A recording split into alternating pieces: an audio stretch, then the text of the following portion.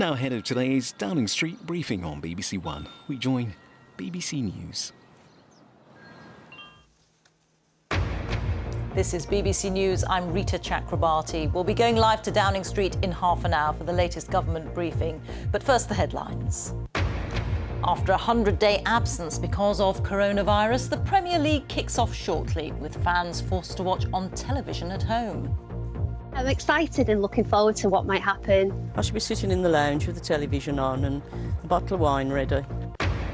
After his successful campaign over free school meals, the England striker Marcus Rashford tells us there's more he wants to do to help people in need.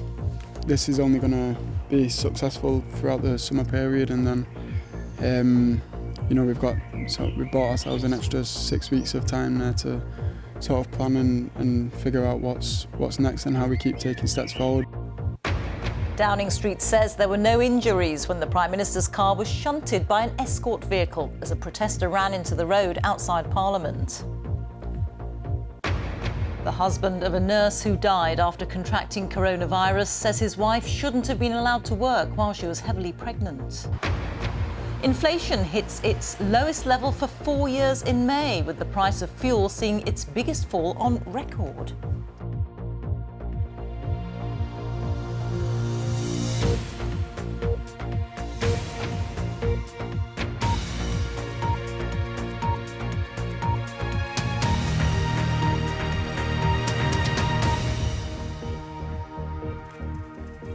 Good afternoon. In 90 minutes' time, the Premier League will kick off for the first time since lockdown began. It's a moment that millions of fans have been waiting for, but they'll have to stay at home to watch the rest of the season. All the games will be played behind closed doors. It is 100 days since we've had the top-flight game, and players have been training for the last few weeks. It comes as the England striker Marcus Rashford has vowed to continue speaking up for disadvantaged families after he won the campaign for children in England to continue receiving free school meals over the summer. In other developments, the World Health Organization has hailed the success of a drug trial by Oxford University as a life-saving scientific breakthrough. Dexamethasone is a cheap and widely available steroid which has been shown to be able to save the lives of seriously ill COVID-19 patients. With a look at how football is able to make a comeback, our first report is from our sports correspondent, Andy Swiss. Ready for the big restart. Match day once again at Villa Park as football's 100 days of waiting is nearly over. This was the last time we saw the Premier League, Villa's game against Leicester on March the 9th, before the sport went into shutdown. Now it's back with plenty of flags, but no fans. The only ones inside here tonight will be projected on giant screens. Started to support Aston Villa. It's some 40 years since Anne Edwards missed a game at Villa Park, but like everyone this evening, she'll have to watch at home. I should be sitting in the lounge with the television on and a bottle of wine ready. All the family are Villa fans, so I'll be in touch with the family and friends about it all. But I really can't get my head around what it's going to be like. How much have you missed football over the last 3 months, just generally? Oh, terribly. Life is so boring. Well, the Premier League is finally back and it's now frantically playing catch-up. The match here between Villa and Sheffield United, the first of 92 games in just 6 weeks. A finale to the season the like of which football has never seen. Premier League champions, Manchester City. The title holders Manchester City are also back tonight against Arsenal, but after such limited training, even their manager doesn't know what to expect. Like, for example, in Germany or in Spain, that they work 5 to 6 weeks. With all the teams in the Premier League, they have just maybe 3 weeks and a half. Of course, we know it's not enough, but it's what it is. We are tired of screaming for help. We are tired of discrimination. But football is also addressing far bigger issues. A group of players have released this new anti-racism message, including Raheem Sterling. I will never tire of being black. In training, teams have already shown their support for the Black Lives Matter movement. It'll be written on their shirts tonight, along with a badge to honour the NHS. It's really important to have Black Lives Matters at this period of time and what sport is doing, particularly football around it, but also hand in hand with the message that the NHS will be promoted, on those shirts as well. Alan Hansen A league championship winner. On the pitch, the focus will soon turn to Liverpool. Their 30-year wait for the league title could be over as early as Sunday. But for the entire sport, this extraordinary season is now heading for an unprecedented finish. Andy Swiss, BBC News, Villa Park. So after Aston Villa and Sheffield Wednesday, Manchester City versus Arsenal kicks off at 8:15. It's football, but not as we know it. Joining me now is Arsenal fan, Guna Fanzine columnist and Premier League writer Rosie Tudborne. And I'm also joined by the General Secretary of the Manchester City Supporters Club, Kevin Parker. Good afternoon to you both. Rosie, are you excited? Yeah, I'm overjoyed. I really can't wait. It's a tough game, but you know, it's not going to take the excitement away at all. You're going to miss the atmosphere, though, aren't you? Oh, absolutely. Yeah, it's going to be strange, you know, with no fans in the ground, but hopefully, you know, the team can do well without us. Kevin, I should just point out, you look as if you are at the stadium, but you're not, are you? I'm not, no. We're not allowed anywhere near the stadium. That's just my screensaver in the background. No, unfortunately, I'm nowhere near the Etihad. We have to watch it at home, which is understandable, but very strange. It's a very strange feeling, you know, knowing it's match day and the game. I live in the city centre. The game is a mile away, yet we can't get anywhere near it. But we understand that, but it is odd.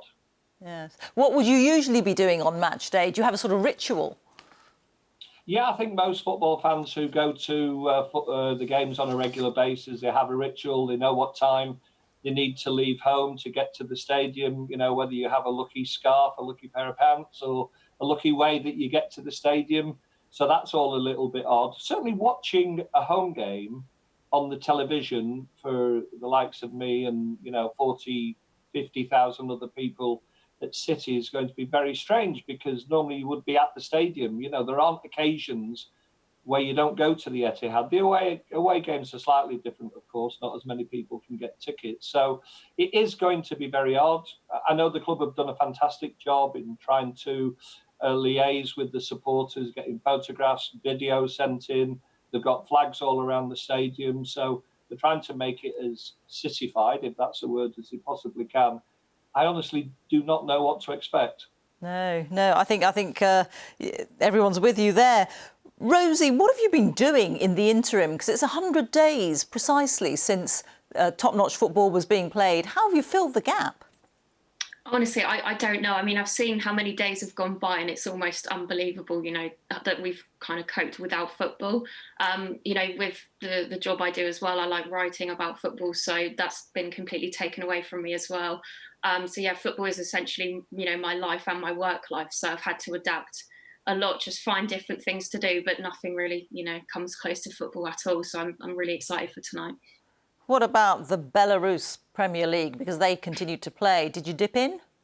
I was watching a bit of it. Arsenal played against Borisov, I think, last year or the year before. So I was kind of familiar with them, but it wasn't close to the Premier League, as I said before as well. So again, tonight's just going to be a great occasion. It's just going to be obviously a lot different without the fans in the ground. Yes, of course. And how are you going to watch it? Are you going to watch it with friends who are also watching it online, or what? How will you get a sense of community and crowd? We're going to have some friends round, just social distancing, of course, just watching the football. We've got some opposing friends as well who support Manchester City, so I'm sure it'll be fun. But yeah, just not going to be the same as going to the ground and meeting up with my friends. But, you know, what else can we do? No, indeed. And Kevin, I mean, the season up till now, what's it been like for Manchester City?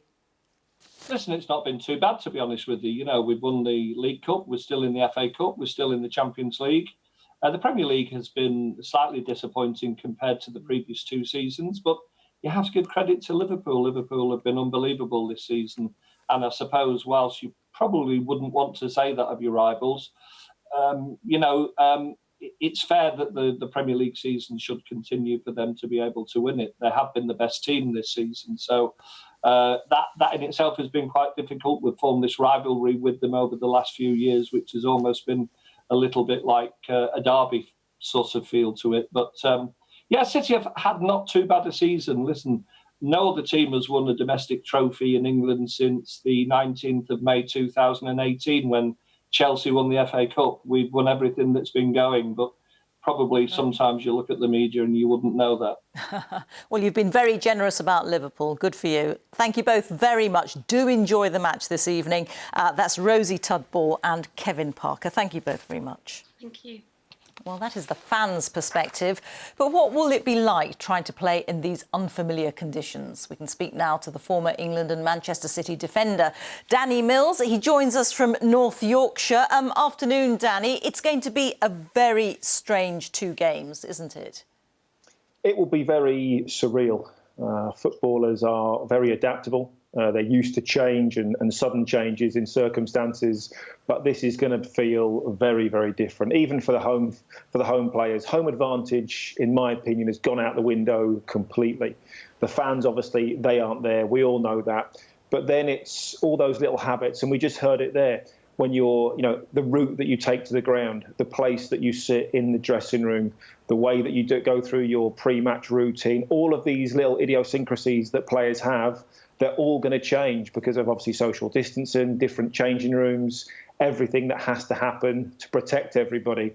The atmosphere is going to be strange, and I think it will take a little bit of time for the players to adjust, but they know how important that is. They know how important a win is, 3 points is. They're challenging for trophies or fighting off relegation. So I expect them to go out, and I still expect the intensity to be there. And at least they are playing. And that's the most important thing. I think we all know the reason why. The reason why the Premier League and obviously the Championship, very, very closely linked to that, is about money. To call it off was going to be a financial disaster for so many. I think, but going forward now, we have to make sure that the haves, those in the Premier League and those big clubs in the Championship, need to make sure they look after teams in League One, in League Two, into the National League and further down, because the English football pyramid is the strongest throughout the world, and we have to do everything to protect that. And I think the lockdown period, COVID, has made us realise that there are a lot of football clubs that are on the precipice. There are a lot of football clubs that are on the edge day to day, and more needs to be done for the money to be spread on a fairer basis. What about individual players? I mean, how will they have prepared for this? How much training has gone into today? Well, I would say that most Premier League players will have home gyms. They would all have their fitness regimes. They could have kept their base fitness very, very high throughout this. Of course, they will have then lacked a little bit of sharpness. Football fitness is unlike any other. It's maybe closest to something like rugby because it's stop-start, it's changing direction, it's different distances at different speeds, huge variables throughout the game. And then you bring into a ball and it's constantly moving. So I expect there to be a little bit of rustiness. I expect the base levels of fitness to be very, very high. There might be 1 or 2 misplaced passes. There might be 1 or 2 bad touches early on as players feel their way back into it. But there's also the flip side of that some players, we used to call them training ground players, that were brilliant Monday to Friday. And then suddenly, in front of a crowd, they could freeze at times. With no crowd, maybe the players might be a little bit more expressive. They might try things that they otherwise wouldn't, and we've often heard before, some teams are better away from home without that pressure of their home crowd. So I think it's going to be very, very interesting to watch both games this evening to see how the players adapt. Yes, it really will be. And I guess, Danny, the players are, when they're on the pitch, they're going to have to observe social distancing to a certain extent, aren't they? I think that's going to be very, very difficult. We've heard about the rules of, there will be no spitting, there will be no clearing of the nose. I mean, how far do you go? You cannot wipe sweat from your brow and brush it to the floor. I think a lot of this is about, the aesthetics of it and how it looks to the wider population. The last thing you're going to be thinking of, I'm running for a ball, I'm being competitive. That's why you're an elite sportsman. That's why you're a professional footballer. You're not going to suddenly think about social distancing. When goals are scored, emotion takes over sometimes. I didn't score many, but occasionally when you do, it just happens and you don't know what you're doing for the next 15, 20 seconds. So I think players will be as respectful as they possibly can. And when they can, they will follow all the rules. But I think we have to accept this is competitive sport at the highest possible level. Players are going to break what we see as those minor rules from time to time.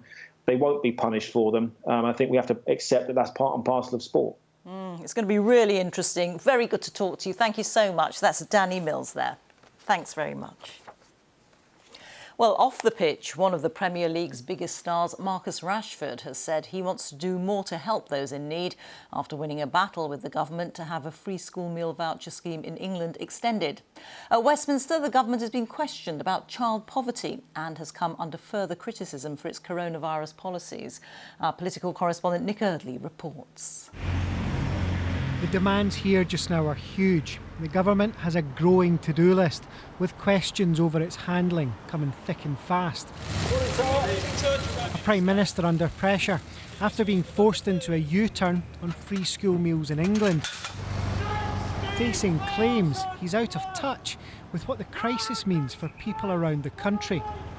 Last week, the government's own Social Mobility Commission said 600,000 more children were living in poverty than in 2012. Labour echoed fears from the watchdog the current shutdown could make things even worse. They are really concerned that these projections were made, 5.2 million, before the impact of COVID-19. And they go on to say, which we expect to push more families into poverty. This is a serious issue. I'm sure the Prime Minister would agree that an even higher child poverty rate would be an intolerable outcome from this pandemic. So what's he going to do to prevent it? The government, though, says its actions at the start of the crisis will help protect the vulnerable. 11 million jobs protected by the coronavirus job retention scheme, unlike anything done anywhere else in the world. £30 billion worth of business loans, and we intend to make sure that we minimise the impact of coronavirus on the poorest kids in this country. Not for the first time, the Prime Minister accused Labour of being unclear when it came to the return of schools. But once again, Mr Johnson was pressed by opposition parties to do more. Marcus Rashford has shown more moral leadership in tackling poverty in a matter of days than this Tory government has in the past decade of cuts. But as he says, people are struggling all year round and more needs to be done. The SNP want an extra £20 a week added to the child element of universal credit. The PM's response? This is a government that has done everything that we possibly can so far to help families in need, to make sure that nobody is penalised for doing the right thing. There are significant questions facing the government in the next few weeks. How to get schools back in England, whether to relax the 2-metre rule, whether the guidance for people who've been shielding for months now can be changed. None of the answers are easy, but some have raised concerns that after some high-profile U-turns, the government just isn't on top of this crisis. The government's decisions are under more scrutiny than ever. Nick Eardley, BBC News, Westminster. Our political correspondent Leila Nathu is in Westminster for us. Leila, lots going on today, but not just politics. An incident with the Prime Minister's car this afternoon. Yeah, this happened earlier this afternoon, just after 2 o'clock. The Prime Minister's motorcade was coming out of Parliament, emerging into Parliament Square, where there are a regular assembly of protesters and a police presence too. Now, the Prime Minister's car was travelling in front. There was a police motorbike in front of him. Behind his car, there was a security detail and a Range Rover, then a further police vehicle behind that. And as the Prime Minister's car emerged out of the parliamentary gates, video footage showed a protester running into the road, which caused the police motorbike and the Prime Minister's car to stop very abruptly. And the vehicle behind the Prime Minister's car and the security vehicle actually ran into the Prime Minister's car, resulting in a rather large dent. Now, Number 10 is saying the Prime Minister was in the car, but there were no injuries reported, and it was clear that the Prime Minister's car was able to drive away. The police have also confirmed that it was a damage-only collision and say a man was arrested at the scene. Yes, and we can see those pictures of it now, Leila. Moving from cars to planes, there's a controversy over the painting of a plane red, white and blue and its cost. Yes, this was the revelation from Downing Street earlier this afternoon, that the Prime Minister's official plane, the RAF Voyager, that carries the Prime Minister on official visits around the world and is sometimes used by members of the royal family, is being repainted currently in Cambridgeshire in the colours red, white and blue to represent the Union Jack flag. This, Downing Street said, was going to be at a cost of £900,000, but defending that spending, saying that the repainting would mean the plane can better represent the UK around the world. Now, this has been questioned by opposition politicians who are questioning why this is happening now at a time of a global pandemic, questioning whether this really is the best use of resources at this time and what the government's priorities are. But Downing Street very keen to emphasise that they think it does represent value for money. And Layla, we're just a few minutes away from today's Downing Street briefing. What do you expect to come up today? Well, we know we're going to hear from the Culture, Media and Sports Secretary, Oliver Dowden. He is going to be leading the briefing on his own, we expect, so without any medics or scientists today, as has been happening recently. Of course, we've got football restarting this evening, so I'm sure that he will be very keen to talk about that. The government has had some good news to talk about yesterday. The development, the treatment that was revealed, dexamethasone. That was clearly a good news story for the government to talk about. Today, I'm sure Oliver Dowden will want to talk about the positive news of football restarting. Perhaps we might get some more updates on other sports and what is in store for cultural attractions further down the line. But I think there will still be pressure on the government on lots of outstanding issues. So decisions still need to be taken about the 2-metre rule. Is it staying? Is it being relaxed? We know there is a review into that at the moment. Clearly, lots of people are waiting to hear about that. Schools also, an update perhaps on the testing and tracing programme. So lots of pressure points, I think, still for the government today. Yes, indeed. Layla, many thanks. Layla Nathu there. Well, we can hear now from Marcus Rashford, who says that he wants to do more to help people in need following his successful campaign to persuade the government to extend the free school meals scheme in England to cover the summer holidays. The Manchester United and England striker has raised more than £20 million during lockdown to help feed disadvantaged children. He's been speaking to Sally Nugent about what else he'd like to achieve. When you heard the news, how surprised were you? Yeah, I was obviously shocked. It's a big decision for someone to make, and you know, I'm just grateful that the Prime Minister did change his decision, and you know, he understood, and you know, I spoke to him earlier on today and just thanked him for that, and yeah, it was a nice conversation to have with him, and just that we understood each other. How did that chat go? What does he phone up and say, "Hi Marcus, it's Boris"? Yeah, no, he was just obviously saying thank you for you know, using what I've sort of built in a positive manner, and you know, it sort of was just thanking each other really, because he didn't have to do what he done, and neither did I. So you know, he was just grateful that someone had basically just had an opinion and shared it with people, and you know, just been that voice for people that didn't really have the platform to speak out as much as they would like to. It's a nice feeling, but I'm just more happy that you know, people's lives and you know, people's summers especially are going to be changed for the better. So you know, that was the important thing that I tried to change going into it, and you know, coming at the end of it now, it's something that it's obviously a proud moment. Your mum, obviously, we talked at length about your mum the other night. What's she said to you about the decision? She's rang me about 10 times today.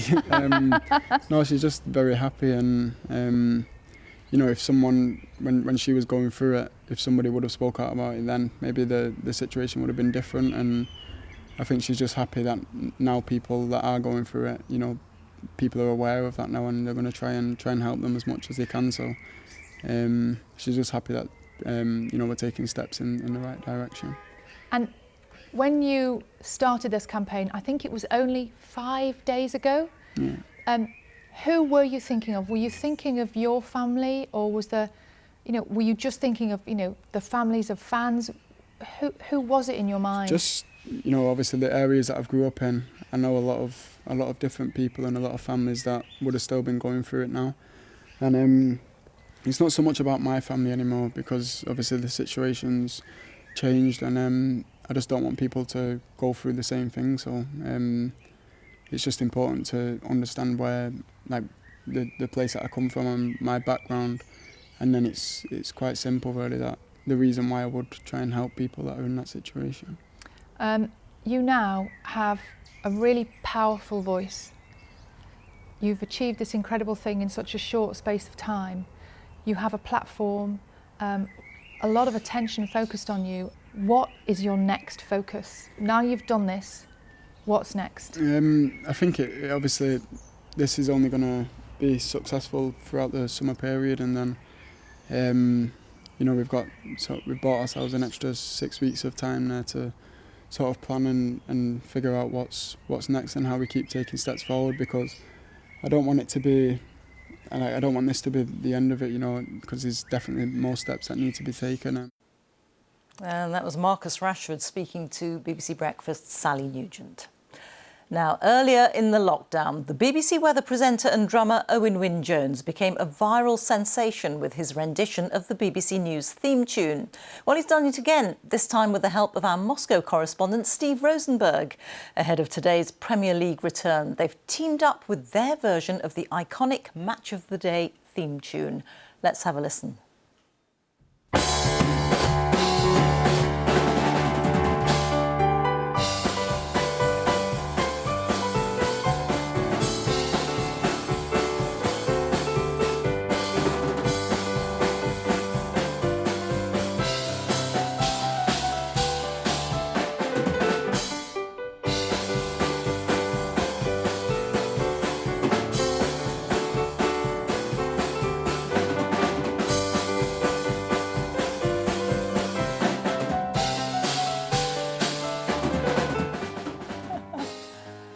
Owen joins me now.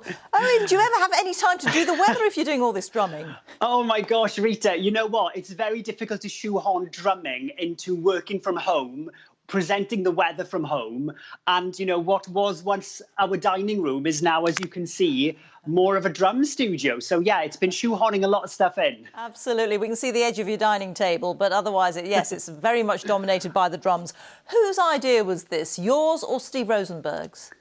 Well, the Match of the Day video was Steve's idea. So, Steve is an amazing pianist, and he's been putting videos up on Twitter, on social media, of him kind of playing the piano. As you mentioned in the link there, when I did the BBC News video a couple of weeks ago, I was doing the same sort of thing. So Steve came to me and said, this is a great song. Why don't we give it a go on the piano and the drums? And yeah, the response has been lovely, Rita. People seem to really like it. They do really like it.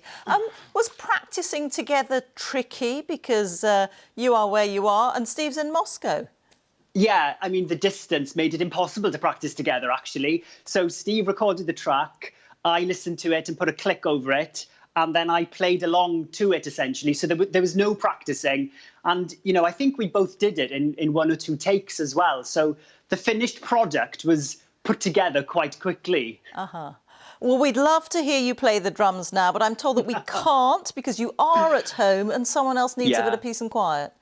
You know what? It's a typical lockdown situation, Rita. My husband is upstairs doing a lecture over Skype, which means I can't play the drums. So normally I'd love to play them, but I'm afraid we have to keep them quiet.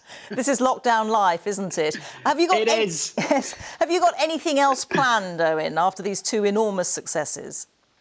Well, I've put a couple of similar videos up on my Twitter, Owain Wyn Evans on Twitter and Instagram. And, I like trying new things, Rita, and seeing what works with a rocked up drum beat over it. And people don't expect a flamboyant weatherman to play the drums in that way. So watch this space, I think. Yes, indeed. Do you think that lockdown has given you a certain opportunity? Oh, yeah, absolutely. I work for North West Tonight, and they've been so supportive and brilliant, allowing me to work from home. I'm normally either here or in the garden doing the weather. But the opportunity to play the drums a bit as well, which was just a little idea that came out of nowhere, has led to some really interesting opportunities. And yeah, it's been very strange for me because I did them just to bring a smile to people's faces, because it is a difficult time. And, Rita, it's really sad But this has been something that I know has made a lot of people smile, which has been gorgeous. There's a big smile on everyone's faces in the newsroom. Owen Wynne-Evans, so nice to talk to you. Thank you so much. You too. Thanks so much, Rita. Take care. Bye-bye. Back now to our political correspondent, Layla Nathu, who's in Westminster for us. Layla, we're just waiting for the daily Downing Street press conference to start. You were saying a little bit earlier that you thought there are various issues that will be brought up, the new drug, that dexamethasone, that looks promising, but also questions about potentially the U-turn that was done on the school meal vouchers over the summer in England.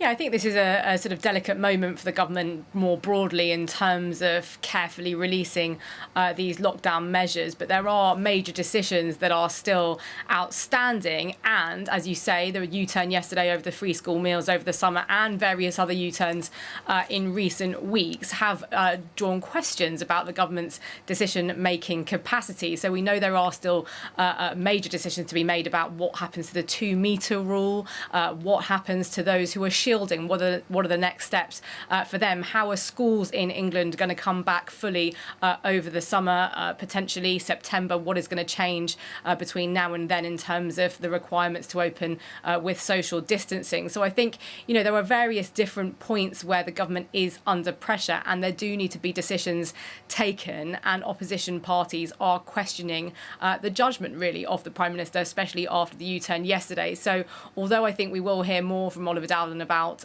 football restarting, glimmers of hope, the drug that we were talking about yesterday offering hope for treatment, I think there are still very serious questions to answer, and a daily opportunity, of course, for the government to be asked these questions. So we do have Oliver Dowden today on his own, not flanked, we don't expect, by any medics or scientists.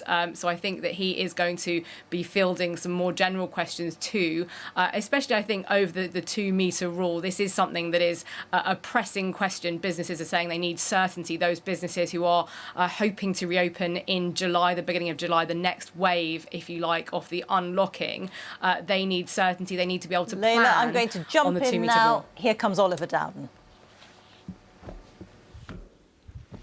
Hello, good afternoon, and welcome to the daily Downing Street press briefing. I'd like to start with a daily update on the latest data on coronavirus. You'll see slides coming up now. So the first slide shows cases confirmed with a test. So 7,121,976 tests for coronavirus have now been carried out or posted out in the UK, and that includes 140,359 tests carried out or posted yesterday. 299,251 people have tested positive, and that is an increase of 1,115 cases since yesterday. May we have the second slide, please? So the second slide shows the latest data from hospitals. So 387 people were admitted to hospital with coronavirus in England, Wales and Northern Ireland on the 14th of June. That is down from around 435 a week earlier, and down from a peak of 3,432 on the 1st of April. 379 coronavirus patients are currently in mechanical ventilation beds in the United Kingdom, and that is down from 494 a week ago, and that in turn is down from a peak of 3,301 on the 12th of April. And may we have the third slide, please? So as you'll see from the third slide, this shows what's happening in hospitals across the country. There are now 5,308 people in hospital with coronavirus in the UK. That is down 13% from 6,123 a week ago. And again, in turn, that is down from a peak of 20,698 on the 12th of April. And as you'll see from the graphs, while there is some variation, most nations and regions in the UK are broadly following a similar pattern. Now, the fourth and final slide, if we may have that, please, that shows the daily figures for those who have sadly lost their lives after testing positive for coronavirus. Across all settings, the total number of deaths now stands at 42,153. That's sadly an increase of 184 fatalities since yesterday. Now, when you measure that on a 7-day rolling average, the daily number of deaths now stands at 146. So that is down from a peak of 943 on the 14th of April. So as you'll see from all of those 4 slides, we are making important progress. And today actually marks another important milestone. In just under 1 hour's time, the best league in the world will be back up and running after a 100-day pause. All but 5 countries will be airing tonight's games, underlining football's global reach and the soft power of UK sport. The Premier League is returning and the world will be watching. And of course it will be a very different event to what we're used to, but there's no doubt that this is a hugely symbolic moment, an important step forward in our careful journey back towards normality. Players back in their place of work and a boost for our football-loving nation. And we've worked really hard with football authorities, police and medical experts to get to this point. But we do need fans to play their part too. So please look after your fellow fans and your communities by watching from home. To keep the home advantage, support from home. Now, all 92 remaining Premier Leagues will be shown, Premier League games will be shown live on TV. And I'm delighted that I and others managed to work hard to get a third of them on free-to-air channels. Friday will be the first free-to-air with Norwich v Southampton. Then an important day on Saturday, that will be when we have the first ever Premier League game on the BBC, followed by the Merseyside derby, again free-to-air on Sunday. And there'll be extended highlights of all the games free-to-air, so you won't have to miss a single goal. Our sportsmen and women have set some incredible examples during this pandemic, using their profiles to support worthwhile causes across the United Kingdom. England's men and women cricket teams have donated £500,000 towards charitable causes. Rugby league's Cheshire West Bank Bears have delivered food and parcels to the elderly. And of course, the England and Manchester United footballer Marcus Rashford has made the front and the back pages for the very best of reasons, highlighting the struggles facing many families during this difficult time. But that is, of course, in addition to the fantastic work he's been doing, helping to feed millions of children through the Fair Share charity. And the last 3 months really have demonstrated that immense power of sport. It brings us together through kindness and common humanity. And actually, I was struck by this last week when I teamed up with His Royal Highness, the Duke of Cambridge, and some of Britain's biggest sports stars on mental health awareness. We chatted about the need to deliver generational change in perceptions and develop tools for good mental health, whether you're a sports star at the top of your game, or a junior just starting out, or a fan going through a difficult period. And as we get sport back, I really think this is a great opportunity for all of us to be much more open about talking about mental health. And the sports recovery was never, though, just about elite sports. I know that countless people are itching to get back to their gyms, their leisure centres, their five-a-side leagues and all the other normal fitness activities. So we're working closely with the sector to get grassroots and community sport back up and running as soon as it is safe to do so, with an aim of the start of July at the very earliest. And as we continue our efforts to get children back to school, I want to focus on the role that sport can play in improving young people's physical and indeed their mental health. So today is an important moment in our recovery. The return of elite sport has provided a model to follow, one which is based on close partnership, working with government, sport and the medics to bring it back safely. But it's a model that we're also applying to other much loved and much missed parts of our economy, in particular the performing arts. Now, I know they face enormous challenges, particularly given the impact of social distancing on live venues. And I really am looking hard at how we can address those challenges. Over the past few weeks and months, I've been talking extensively and intensively with people from across the UK's cultural sector to try and find a way through these issues. From some of our most creative directors and producers to those running our greatest museums, theatres and music venues. And an important part of all of this is to get performances back up and running again. Now, we've made a lot of progress through the Cultural Renewal Task Force and indeed the Entertainment and Events Working Group, which sits within that.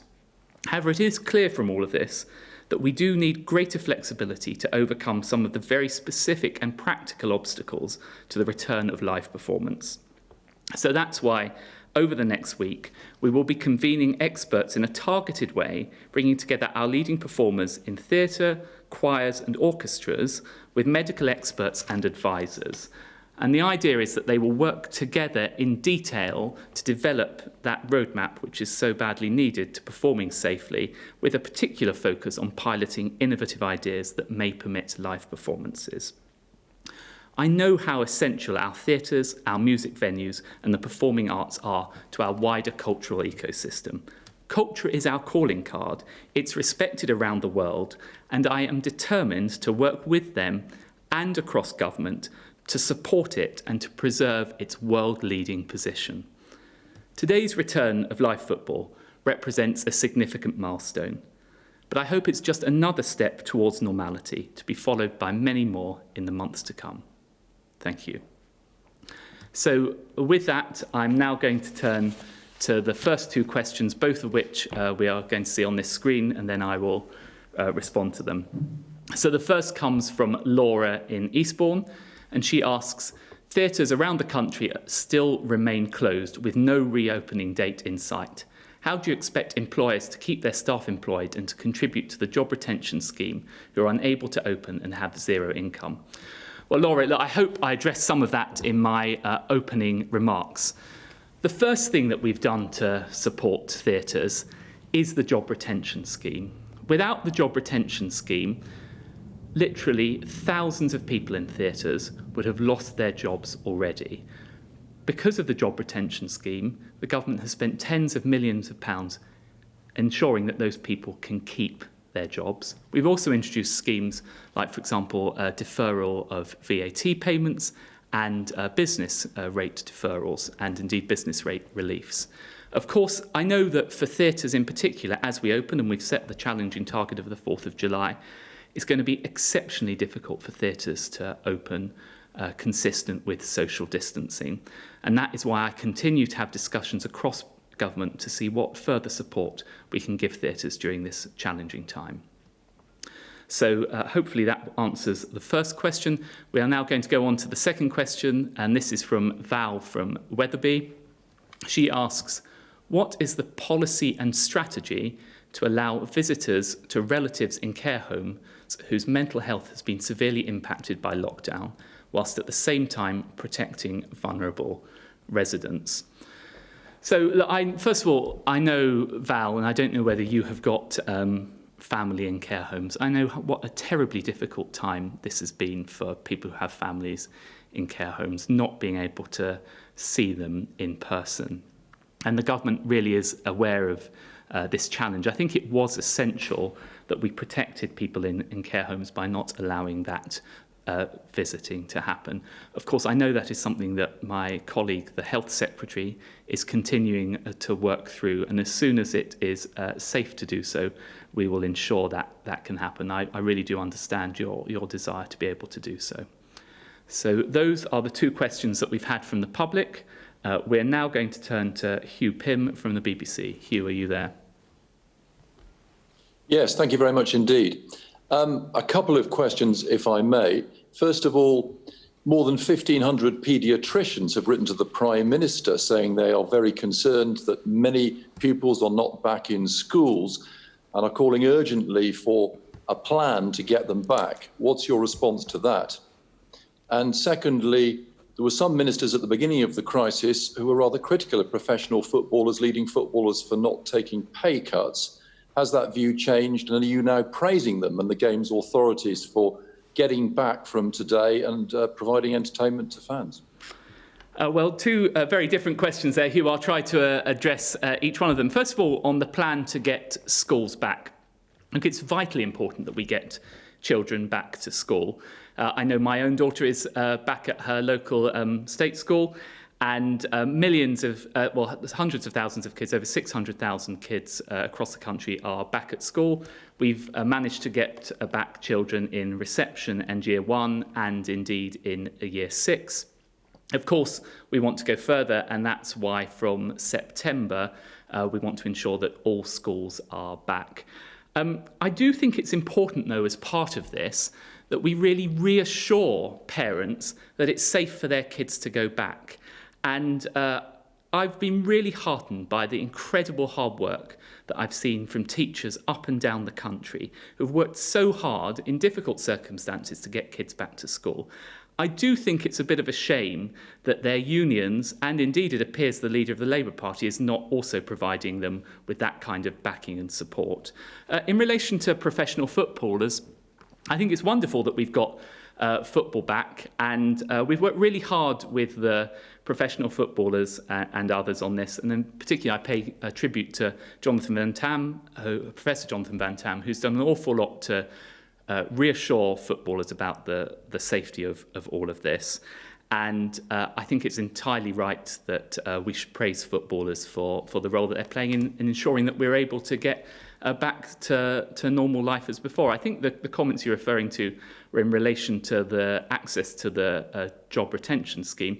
On the job retention scheme, I've always been clear, and I think most of the clubs have followed this, that you should only access the job retention scheme if you can't afford to use other means. And I think they followed that example. Do you have any follow-ups there, Hugh?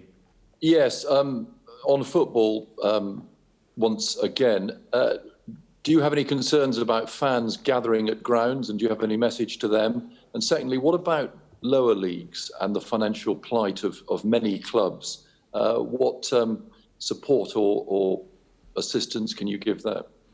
Well, those are two important points. First of all, and I hope viewers at home would have heard this message at the beginning of this. It is so important. The risk here would be if people congregate outside stadiums. It is really important to stay at home. That is an important part of saving lives in this period. We do not want people to inadvertently spread the coronavirus by being outside stadiums. But I must say that the British people, and I think fans, have shown remarkable good and common sense. They know that they shouldn't be doing this, and I really don't think they will. An important part of this has been negotiating those free-to-air matches, which will give people the opportunity to watch a large number of those matches live at home if they don't have subscriptions, and indeed to see extended highlights for the rest if they don't have subscriptions.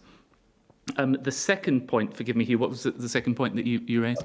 About lower league clubs. Yeah, so lower league clubs. I think throughout all of this, I think the best thing we can do for football is to get it up and running again. So, of course, by getting the Premiership and the Premier League and the Championship back up and running, that is releasing funds that would otherwise have been forgone. Those clubs would have had to have made penalty payments to the broadcasters. So that gets more money into the sports. And, of course, that can then be shared through the football pyramid. I hope, and actually the next stage in reopening, so we've had 3 stages in reopening. The first stage was socially distant training. The second was contact training. The third has been the return of live sport behind closed doors. The fourth stage will be international competition.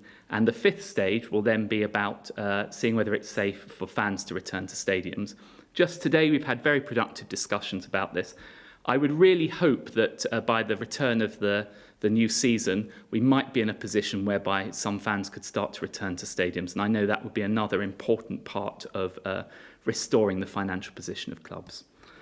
Thanks for those questions. And now over to Robert Peston from ITV. Secretary of State, can you tell us whether there is any chance that within a year we will be back in stadiums, in theatres, in entertainment venues? And if you can't, what can you do to stop the hundreds of thousands of job losses that look set to come within weeks, long before the coronavirus job retention scheme ends in October, as Cameron Mackintosh's announcement of redundancies today shows all too clearly? Well, thank you for those questions, Robert. I should also give you a follow-up to a question you asked me when I was on your show last week. I'm pleased to say that Royal Parks are starting to open their loos. Every Royal Park, I think, has got at least one loo open, and more will be opening up.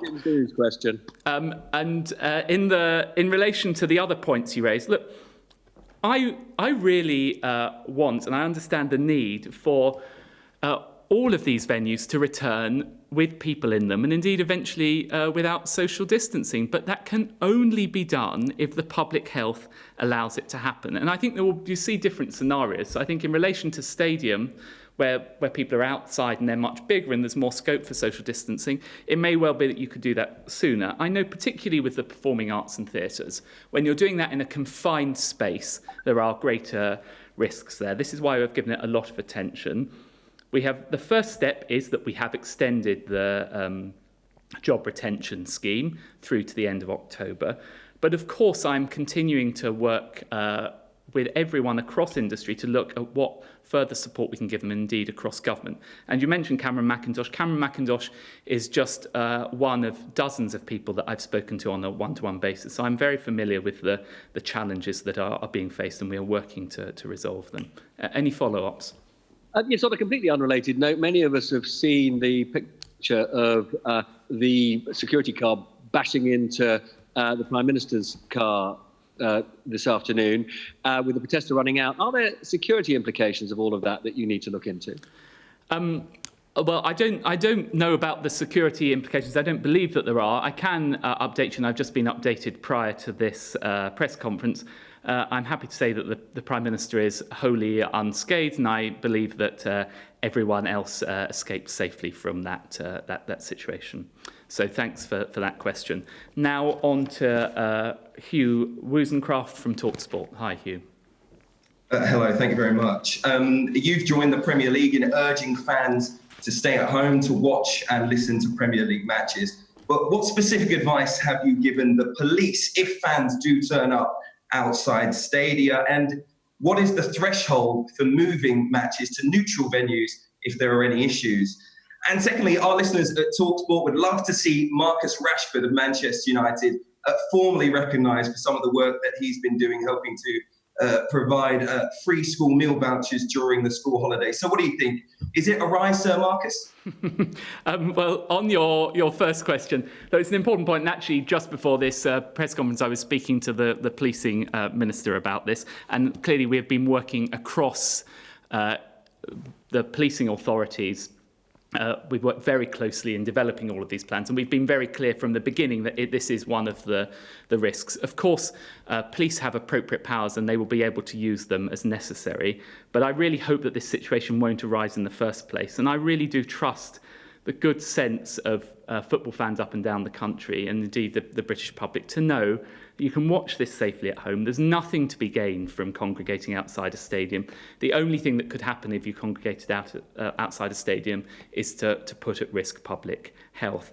On Marcus Rashford, yes, I've been very impressed at his lobbying skills.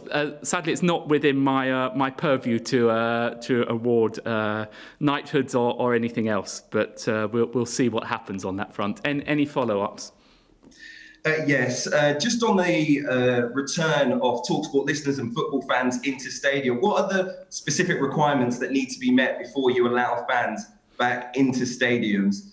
And tonight in the Premier League and for the first round of matches, thank you, NHS. And also Black Lives Matter will be on the shirt of Premier League players. I wondered what your views were on that. Well, first of all, on the steps to return fans to stadiums, it will be a similar process to what we've gone through with the return of live sport behind closed doors. So we are having intensive engagement to look at how that could be done safely. Clearly, we will not only look at the positioning of fans and where they are relative to each other, but there's all the issues about how you get in and out of stadiums in a safe way, how you have access to conveniences and everything else. And I want to be clear on this. We are having these discussions. I'm not at this stage indicating that this is going to happen, but of course that it is the final step in the five-stage process. In respect of what Premier League players have got on their shirts, look, I think it's up to everyone how they wish to mark Black Lives Matter, and indeed the NHS. They've taken that decision, and that's great for them to mark it in the way that they want to. My focus, clearly, as a minister, is about creating opportunities. So, for example, I was really pleased last week to announce in relation to artificial intelligence, which is another bit of my brief, we're creating a conversion course there, and we've reserved 1,000 places on that conversion course for people who don't typically access it. So my focus is on creating those opportunities. So thanks very much for those questions. Now we are on to Gordon Rayner for the Daily Telegraph. Gordon. Good afternoon, Secretary of State. Thank you. On the subject of theatres and cinemas, Sir Patrick Vallance was talking yesterday about the idea that the 2-metre rule was not set in stone. It could be flexible, perhaps. He talked about people sitting side by side, people wearing face masks, people being in ventilated areas. I just wondered if they're some of the things that you've been talking to theatres and cinemas about, and if perhaps you're thinking of opening them up with by using face masks or other means. They obviously rely hugely on large numbers of people being crammed in side by side. Is that one of the things that you're perhaps looking at to get theatres and cinemas reopened? And just a small point, could you ask as Culture Secretary how it's made you feel seeing some of our most loved public monuments, like the statue of Churchill, boarded up over the last few days? Thanks for both those questions. So the first one, I think there's actually 2 or maybe even 3 parts to it. So on the 2-metre versus 1 metre, we've got this review ongoing, and we will look at it in the way that you described. Now, that if, and that's clearly an if, it was dependent on public health, if we were in the situation where we got down to 1 metre, I think that would be of more benefit to cinemas, because I think they are better able to operate at lower capacities. It will still be immensely challenging for theatres. Theatres, as you say, really do rely, not just in terms of the atmosphere, but the profit margins. They work on wafer thin profit margins. They need lots of people packed in. I have been in touch with Andrew Lloyd Webber and others about, for example, what they've done in Seoul in relation to one of his productions. And we are looking at that, and that's why, as I announced at the beginning of this press conference, we're creating a specific group to challenge all those kind of things. But I do have to say that that it is going to be very challenging to be able to do that. I think that in itself will not be enough to overcome the wider challenges around social distancing. That's to say that social distancing plays a very important part in reducing the spread of the disease. So I think we may be looking at some time for theatres to be returning to a state of where they can perform extensively, which is why I've been discussing what other support we can provide them with. In relation to statues, I think statues have huge symbolic value, particularly the cenotaph. So I was in touch with English Heritage on Monday, and I'm glad that English Heritage have removed the hoarding around the cenotaph. And my office has been in touch with the Mayor's office around the Churchill statue. The Churchill statue is under his purview because it sits within the GLA. And I'm hopeful that the Mayor will remove that. I think it's particularly important that this should happen, given that President Macron will be visiting shortly to mark that famous address from de Gaulle. To have Churchill covered up at that point would not be a great look, but I think the Mayor appreciates that. Thanks. Any other follow-ups there, Gordon? Well, I just felt I ought to ask you about the admission by Downing Street today that the Prime Minister is spending nearly £1 million having his Voyager aircraft repainted to have a Union flag colour scheme on it. Is that honestly the best use of taxpayers' money, do you think? Well, actually, I think that we've always spent money on promoting the UK around the world. If you look at the Great Campaign, and I see this with creative industries, and creative industries, we genuinely are a creative industries superpower, and we should be promoting that, and we've done that through the Great Campaign. And I think that the work on Voyager is part of that promotion. So thanks for those questions. And now over to Seb Payne at the FT. Thank you very much, Mr. Dowden. At one of these press conferences a month ago, you said that you hoped the British tourism industry would be up and running again by the beginning of July. If that's still your intention, when will you tell people about when they can go on holiday within the UK? Because most folks need a bit more than 2 weeks' notice. And it was good to hear your news earlier, Mr. Dowden, about toilets within the royal parks. But I was wondering what else this government is doing to help open more public toilets. You've urged people to go back to shops and have said people can socialise outside. But without those toilets open, it risks turning our parks and streets into cesspits. Thank you. Well, thanks for both those questions. Yeah, as I announced at this press conference, or didn't announce at this press conference, I confirmed what the Prime Minister had said at this press conference a month ago. We've set out a roadmap, and you saw the latest stage on delivering on that roadmap at the beginning of this week with the opening of non-essential retail. The next stage on this roadmap is the 4th of July. I very much hope that we will be able to stick to that roadmap and we will see tourism return to the UK. I'm a huge fan of British holidays. I've holidayed from everywhere from the Lake District to Northumbria to Devon, Cornwall, Dorset, Norfolk, all these wonderful places. And I want to be out there making the case for people to do that. But of course, we can only do so when it is safe to do so. So we will publish the guidance in due course. We've made a lot of progress with it, but the key thing is ensuring that it's safe to do so. On toilets, I should emphasise that toilets don't actually fall within my ministerial portfolio aside from the Royal Parks, which is one of DCMS's arm's length bodies. But I know that Secretary of State for MHCLG has set very clear guidance for local authorities that they should be opening those toilets, and I very much agree with that. Any other follow-ups, Seb? Yes, thank you, Mr. Dowden. Earlier, a couple of weeks ago, this government said we shouldn't expect to have any summer holidays abroad, but now there's been reports that the government is close to securing air bridges to allow Brits to go on holiday to Spain or Greece. Do you expect us to be able to go on holiday, say, by August? Thank you. Well, first of all, it's worth remembering how this situation has arisen. So, as we've got the case of coronavirus under control, and you saw further progress today on that front, we want to ensure that we don't import cases from other countries, thereby causing the numbers to rise. So we put in place this quarantine regime.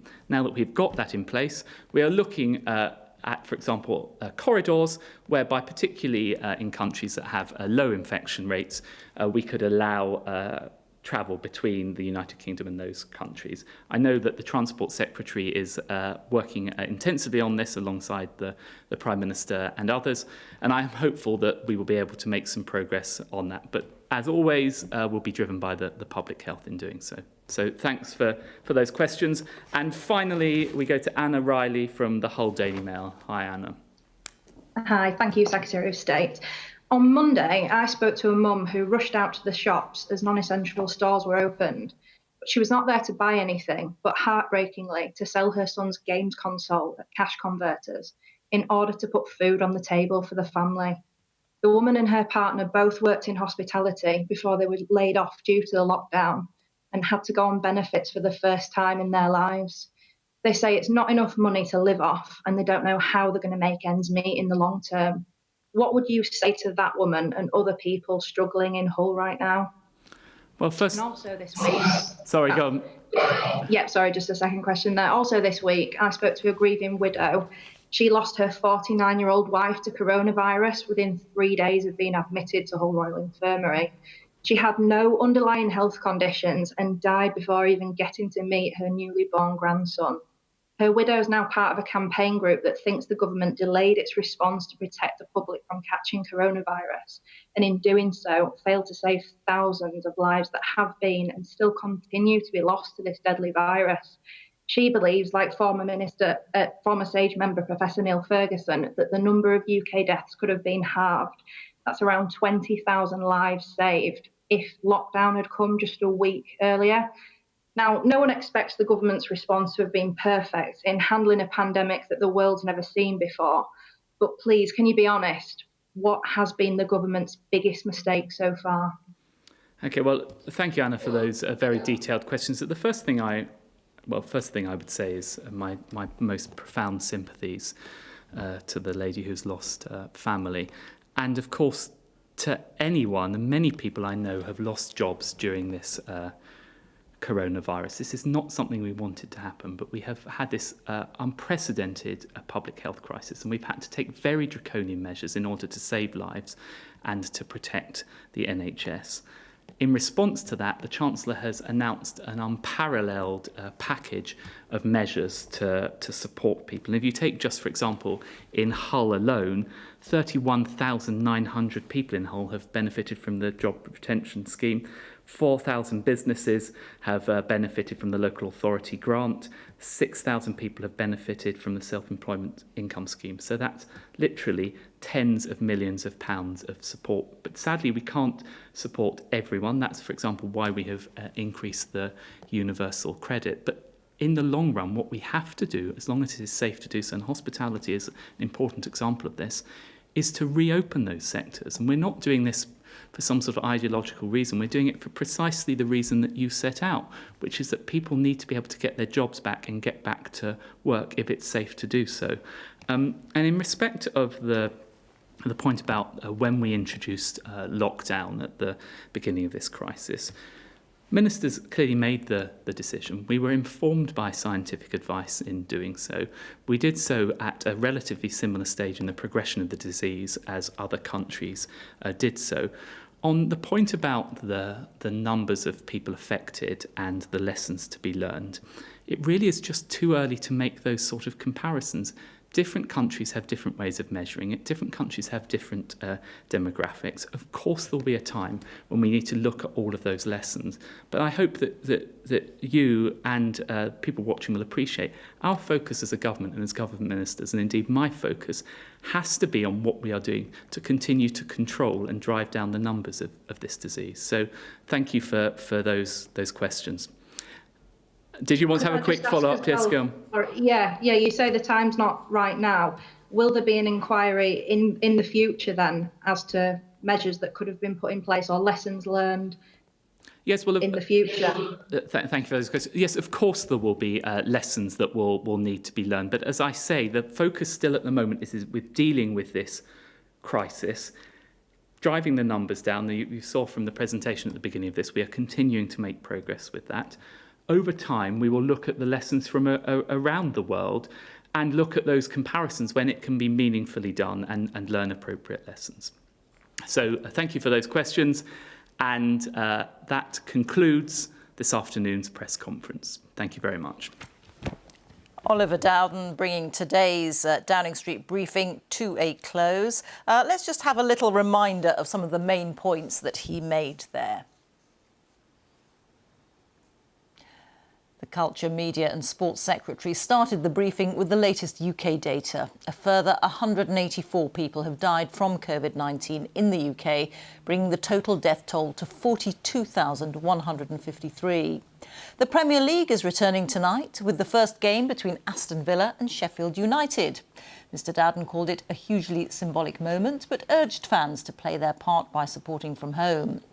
A third of all Premier League games will be free to view on television, with the first free to view game on Friday when Norwich play Southampton. The Culture, Media and Sports Secretary also spoke about the performing arts with the aim to get live performances back up and running. Mr Dowden said over the next few weeks, medical experts and leading performers will work together to develop a roadmap to performing safely. Well, our sports news correspondent Laura Scott is here with me. Laura, you're listening to all of that, and there was quite a strong message, wasn't there, to fans from Oliver Dowden? There really was. The message was loud and clear that they have to stay at home, because if they don't, it will put public health at risk. He said that he really wanted them to play their part, and he appealed to their good sense to do so. But he did warn that the police will have appropriate powers to disperse them if it comes to that. But as I said, he really hopes it doesn't come to that. But he did say that there was a note of hope for fans watching from home, that they might be able to return in the near future. He said that there had been very productive discussions today on the potential return of fans. He hopes it might be possible by the start of the next football season. And what about fans being actually able to go back? Well, as I say, he said that there are very productive discussions today. It just isn't going to be possible at the moment for the remainder of the season. Clearly tonight, the first 2 games back after 100 days wait, the fans will be watching from home, and it will be an incredibly different experience for them. There are several broadcast enhancements that have been put in place to try to enhance that experience from home. So there will be some fans beamed into the stadiums on the screens. Some grounds will use cardboard cutouts of fans, but it will look incredibly different. It will feel different and sound different because you'll be able to hear the players and the managers more than you've heard them before. It will just feel very empty, but as Oliver Dowden said, he hopes that this is a boost for people at home. He said it's a hugely symbolic moment on the journey back to normality. And he actually said that all but 5 countries in the world will be airing tonight's games, which he said was an example of soft power. But clearly, I mean, one of the most important messages from tonight will be the players using their platform, as we've seen during lockdown. They will have Black Lives Matter written on the backs of their shirts, and they will have badges for the NHS on their chests. So a big message from the players tonight. OK, Laura, many thanks. Laura Scott there, Sports News correspondent. Well, we can speak now to Leila Nathu, who's in Westminster for us and was also listening to all of that. Leila, interesting, the question from our health editor about schools and Hugh Pym asking Oliver Dowden about a letter from a big number of paediatricians asking about schools policy. Oliver Dowden had a bit of a dig at Labour, didn't he? Yeah, there was a bit of a political messaging, a political attack really there from Oliver Dowden, saying that why hasn't the Labour leader sort of sought to reassure parents that it was safe for children to get back to school. That is something that Boris Johnson accused Keir Starmer of repeatedly today at Prime Minister's questions, asking questions of the Labour leader himself. But Oliver Dowden obviously is the minister at the briefing today, the one to answer those questions on behalf of the government. He said it was vitally important. He did want all the schools to go further, and he did want to reassure parents that it was safe for children to go back. But clearly there are a number of parents, schools, councils across England who are not reassured, which is why we are seeing this sort of piecemeal approach. And that is a big question now for the government as to how they are going to get a plan in place by September, Oliver Dowden said, to get schools back open with social distancing measures. Are they going to think in terms of creating more premises, for example, using different facilities? How are they going to get more teachers on board if they need smaller class sizes and so on? So there is going to need to be a big plan, a big push really from the government if they are now accepting that not all primary school years are getting back before the summer holidays as they initially planned. So clearly still quite a lot of pressure on the government over schools. Just a couple of other things quickly. Just Oliver Dowden confirming that the Prime Minister was unscathed in that bump on his car earlier this afternoon, and defending the spending on the Prime Minister's official plane, the RAF Voyager, that is being repainted to the tune of £900,000. He said that Britain has always spent money promoting the UK abroad. So clearly in line with what Downing Street saying earlier, they do think that repainting of the Voyager in red, white and blue does represent value for money. And Leila, away from the Downing Street briefing, there's been a bit of news about the contact tracing app that was being developed on the Isle of Wight. Yes, this is the app that you remember at the start some time ago was billed as the centrepiece of the testing and tracing regime. It was going to be an app that people would download that would allow people to be notified if they came into contact with someone with coronavirus symptoms, and it was a sort of automatic system, if you like. It has been slightly downgraded to a cherry on the cake, in the words of those in charge of the testing system now. So it's clearly not the central focus of the government's testing and tracing system, which has now been up and running. That is now very much a human-to-human system in terms of reporting coronavirus symptoms, getting a test, and then reporting that to call handlers who will then ask you about your contacts and trace them. So the app has been on the back burner, if you like. It is being piloted in the Isle of Wight, but we had an appearance from Lord Bethell, who's a minister in the Department for Health earlier at the Science and Technology Committee, who has been saying that it is actually something that he wants to get going by the winter. So this is very much pushing the app being rolled out very much down the line. Initially, it was something that was supposed to be ready months ago, but we have now clearly been told by the Minister in this Select Committee appearance that it is going to be something that the government is not prioritising until much later in the year, and they don't want to push it out, they say, until it's ready. OK, Layla, many thanks again. Layla Nathu there in Westminster. Well, our health correspondent Philippa Roxby is here with me. Philippa, the briefing started, as it always does, with the latest data. Take us through what was said. Yes, we've still got increasing numbers of positive cases in the UK, so around 1,000, and that's stayed fairly consistent over the past few weeks. That doesn't seem to be coming down too much. And the number of tests that have been carried out, 140,000. We don't know exactly how many people have been tested. We haven't been provided with that data for around 10 days now. So that's the number of tests that have been carried or posted out, and 184 deaths in the last 24 hours. Again, those are coming down, but very gradually, very slowly. And I think we're able to perhaps see a couple of slides that might explain a little bit more. So admissions to hospital. There are still around 300 people being admitted to hospital with the virus every day. And interestingly, 379 people at the moment in hospital on ventilators with COVID-19 in the UK. And these are the people who may be able to take this new drug treatment we've heard about yesterday, dexamethasone, which has proved so promising in a recent UK trial. It's a drug that already exists. It's a steroid. It's extremely cheap and it's widely available. And many of these people on ventilators and also on oxygen right now in hospital will be able to put on this drug almost immediately. The 4 chief medical officers of the UK have said it should be offered with immediate effect. So it'll be very interesting to see how these patients currently in hospital fare on that drug treatment. Absolutely. Anything else that stood out for you from this afternoon's briefing? Again, interesting to see the paediatricians wading into the debate over whether schools should be open to all children or not. And that comes after child psychologists also in the last few days have also said children should be going back to school, should be going back to university, and life should be returning to normal. They're very worried about the mental health impact on young people of prolonged lockdown, of not seeing their friends, of an absence of face-to-face contact. And they're really quite concerned about the long-term damage that could cause children and young people. So doctors increasingly lobbying the government for schools to reopen. So many things to have to weigh up. OK, Philippa, many thanks. Philippa Roxby there. Now, Scotland's First Minister Nicola Sturgeon has endorsed a suggestion by a public health expert that Scottish schools could open in August without strict social distancing. Ms Sturgeon said something nearer normality might be possible if the virus was sufficiently suppressed and other measures were in place. I agree with her in the totality of what she says, not just the bits of her analysis that suit my particular argument. I want to get schools back to normal as quickly as possible. I want to get our economy back to normal as quickly as possible. But I also know that all of that has to be safe.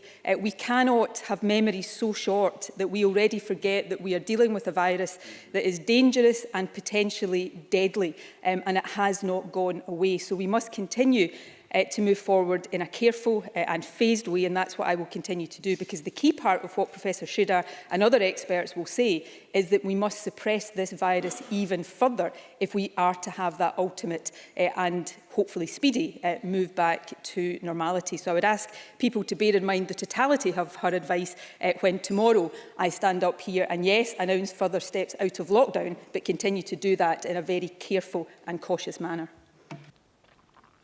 The husband of a nurse who caught coronavirus days before she died has accused a hospital of behaving irresponsibly by allowing her to continue working at the start of the pandemic when she was heavily pregnant. Mary Ajapong, who was 28, died shortly after her daughter was born. In his first interview, Mary's widower, Ernest, has been speaking to our correspondent, Seema Katecha. Come on, Baba. Come on. A year ago, Mary encouraging her son AJ to walk. Sometimes he will wake you up in the middle of the night and tell you, I want mommy. And at that point in time, there is nothing I can say to him.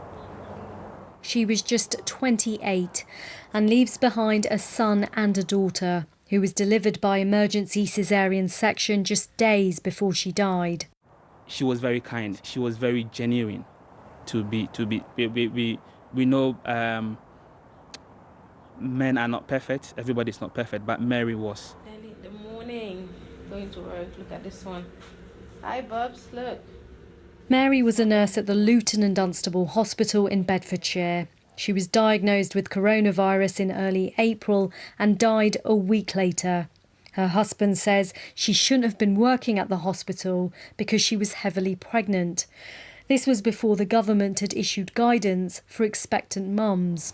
When Mary passed, I had a call from one of the union reps and confidently told me that, okay, you know what, I actually met Mary on the ward and I told her, Mary, it's not safe for you. You need to get out of here. But she said she couldn't help it. She was helpless. The NHS Trust responsible for the hospital says the first patient to have tested positive for coronavirus wasn't admitted onto her ward till after Mary had gone on sick leave with pregnancy-related problems. While holding his newborn, Ernest says he doesn't believe that was the case. We find it a bit difficult to comprehend because even at the time Mary was off sick, some of her colleagues were even self-isolating. In a statement, the Trust says, "We are extremely saddened to lose Mary.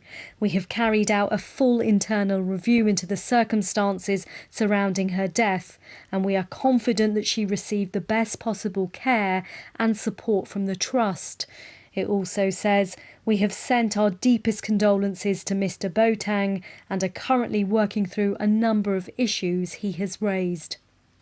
Do you think that your anger that you're feeling at the moment, that you are perhaps taking that out on the Trust? For me, I think Mary was not treated fairly. Her family has not been treated fairly. And for that matter, I believe my voice is what I have now. Mary at her son's second birthday last year, dancing with her father who died from suspected coronavirus 5 days before she did. Seema Katecha, BBC News. Well, there's more evidence of the effect that the coronavirus lockdown has had on the UK economy. Prices have risen at their slowest rate for 4 years.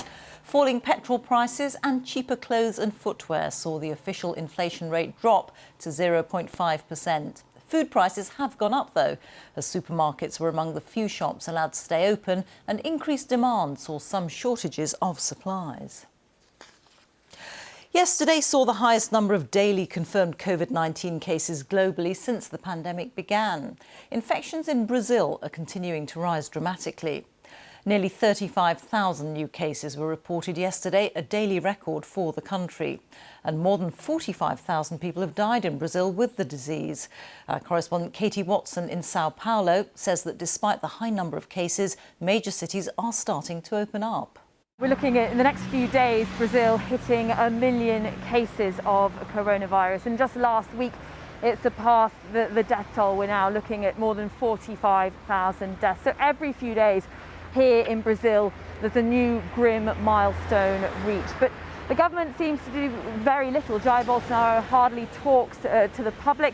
Just yesterday, one of his officials said that the virus was under control. Jair Bolsonaro last week encouraged people to go to the hospitals to see the empty beds because of this continual playing down of the virus. But the World Health Organization still says that Brazil is a major concern. And of course, this is a moment of crisis in Brazil, but we're seeing here in Sao Paulo, in Rio de Janeiro, the shops continuing to reopen, and that's the major concern. Right at the peak of the crisis, or even whether we've reached the peak or not, the country is starting to open back up again. And that was our correspondent Katie Watson reporting from Sao Paulo in Brazil. Now, as lockdown restrictions are gradually eased across the UK, theme parks, museums and other venues are working out how they can reopen safely. But it'll be a long time before some visitor attractions are back up and running again. Our correspondent David Sillito reports now from Blackpool. Blackpool. The Pleasure Beach.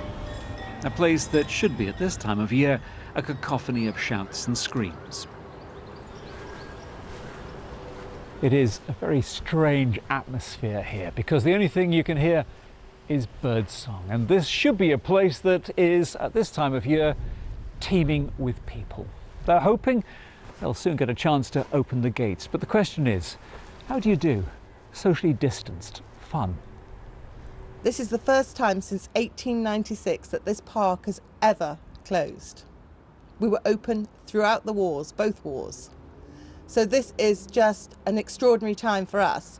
And being a family business, it's particularly difficult because you've got to look after so many families as well that work here for you.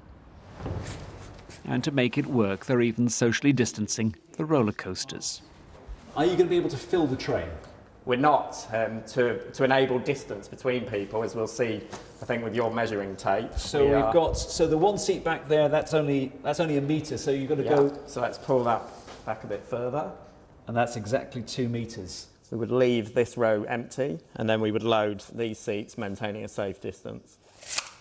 So it's a very different experience. You see, you have to wear a face mask on here. There's no one behind me. There have to be 2 sets behind because of social distancing. Everything's going to be, well, a lot slower. That is, apart from the ride itself. And if you don't want to be terrified alone, bring someone from your own household. Britain's visitor attractions and cultural venues have seen income plummet. And even when things do reopen, it's going to be gradual.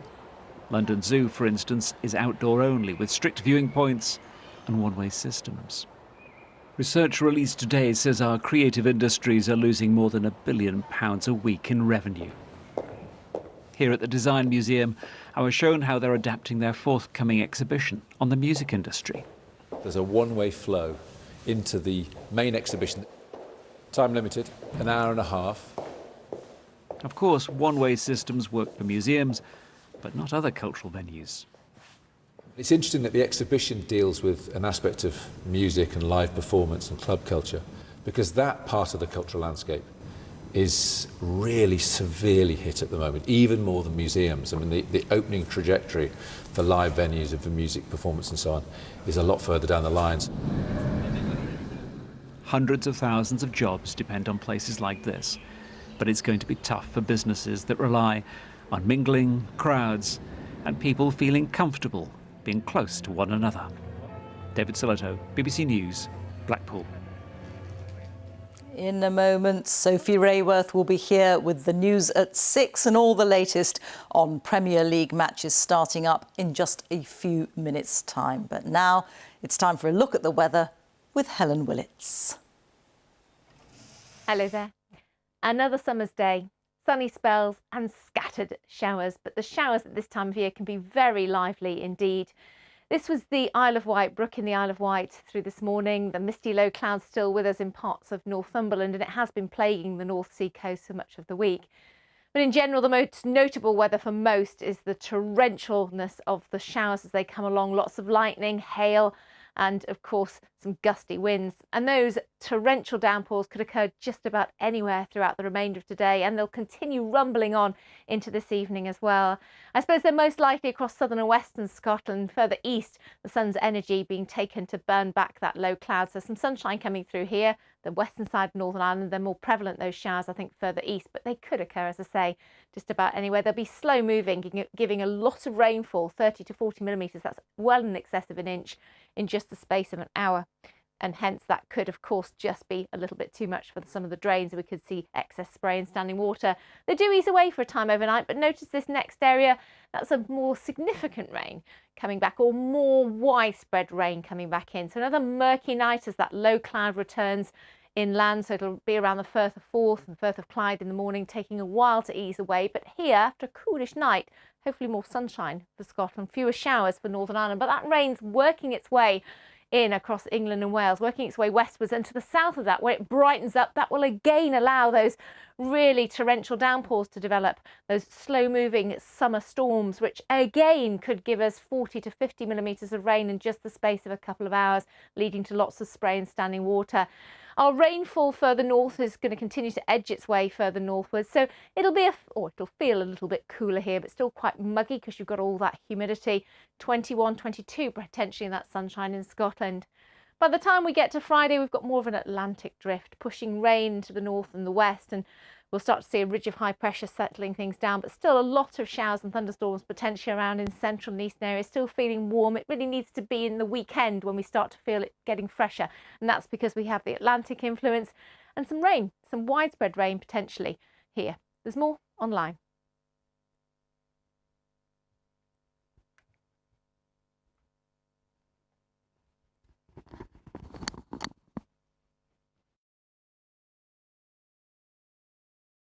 If you are an EastEnders super fan like me, you'll be wondering where to get your Walford fix. But don't worry, we've got all of this.